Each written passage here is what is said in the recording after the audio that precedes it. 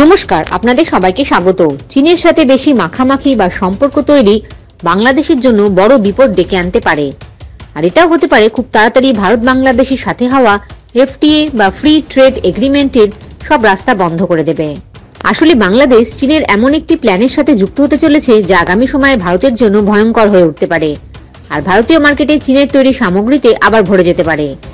এই কারণে একটি অফিসিয়াল রিপোর্ট সামনে এসে গেছে। তাতে দেখা যাচ্ছে ভারত বাংলাদেশের সাথে হওয়া এফটিএ নিয়ে বেশ চিন্তিত। বাংলাদেশে ভোট সামনে, আর বাংলাদেশ চীনের আরসিইপি এর সাথে যুক্ত হতে পারে। আরসিইপি এর সম্পূর্ণ নাম হলো রিজিওনাল কম্প্রিহেন্সিভ ইকোনমিক পার্টনারশিপ। এই আরসিইপি চীনের তৈরি একটি বড় প্ল্যান। এর মাধ্যমে এশিয়ার অনেক দেশ কোনো কাস্টম ডিউটি ছাড়াই কোনো সামগ্রী ইম্পোর্ট এক্সপোর্ট করতে পারবে।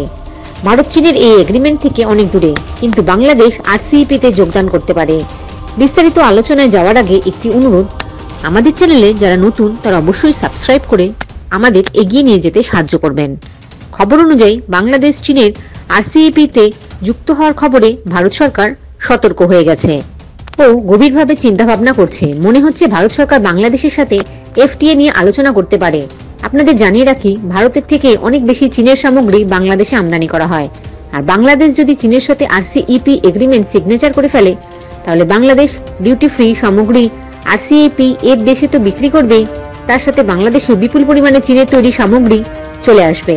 এর ফল হবে খুব খারাপ ভারতের জন্য, কারণ বাংলাদেশের ব্যবসায়ী বা ফ্যাক্টরিরা এই চীনের সামগ্রীকে নতুনভাবে প্যাকিং আর কিছু বদল করে ভারতের মার্কেটে বিক্রি করবে। আসলে অনেক সামগ্রী আছে যা দেখে বোঝা সম্ভব না সেই সামগ্রীটি কোন দেশের তৈরি। এই কারণে চীন তাদের সামগ্রী বাংলাদেশের মাধ্যমে ভারতের মার্কেটে বিক্রি করবে। ভারত সরকার গালওয়ান ঘটনার পর থেকেই চীনের উপর কড়া অ্যাকশন নেওয়া শুরু করেছে, যার ফলে চীন বড় সমস্যার মুখে পড়েছে। আরসিইপি তে 15টি দেশ আছে এখন। ভারত চীনের আরসিইপি এখন যুক্ত হয়নি। ভারত যুক্ত হয়নি এর পিছনে কারণ হলো, আরসিইপি তে যুক্ত হলেই চীন তাদের সামগ্রী কোনো বাধা ছাড়াই ভারতে ড্যাম্পিং করা শুরু করত, আর এর প্রভাব পড়ত ভারতের অর্থনীতি এবং ভারতে থাকা ইন্ডাস্ট্রিগুলির উপরে।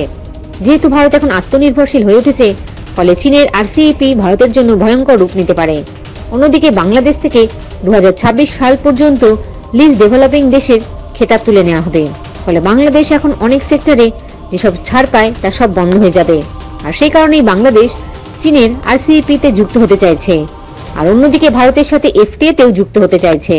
শুনতে খারাপ লাগলেও এই কথাটা সত্য যে ভারতের বিপুল সুবিধা নিয়েও বাংলাদেশ ভারতের ক্ষতি করে এবং চীনের সাথে যুক্ত হচ্ছে অনেক কিছুতেই, আর এটা ভারত সরকারও জানে। সেই কারণে ভারত বাংলাদেশের উপর ভরসা রাখতে পারছে না। ইতিমধ্যেই বাংলাদেশ ভারতের কম ডিউটি বা অনেক ক্ষেত্রে ফ্রি সামগ্রী বিক্রি করা শুরু করে। যদিও ভারত বাংলাদেশে অনেক বেশি সামগ্রী বিক্রি করে, ভারত প্রতি বছর প্রায় $12 মিলিয়ন সামগ্রী বিক্রি করে আর বাংলাদেশ থেকে $2 মিলিয়ন সামগ্রী কেনে। আমাদের মনে হয় ভারত সরকারের বাংলাদেশের সাথে এফটিএ চুক্তি করা নিয়ে আরো গভীরভাবে ভাবা দরকার। এই বিষয়ে আপনাদের কি মতামত কমেন্ট করে জানাবেন। জয় হিন্দ, জয় জওয়ান, জয় কিষান।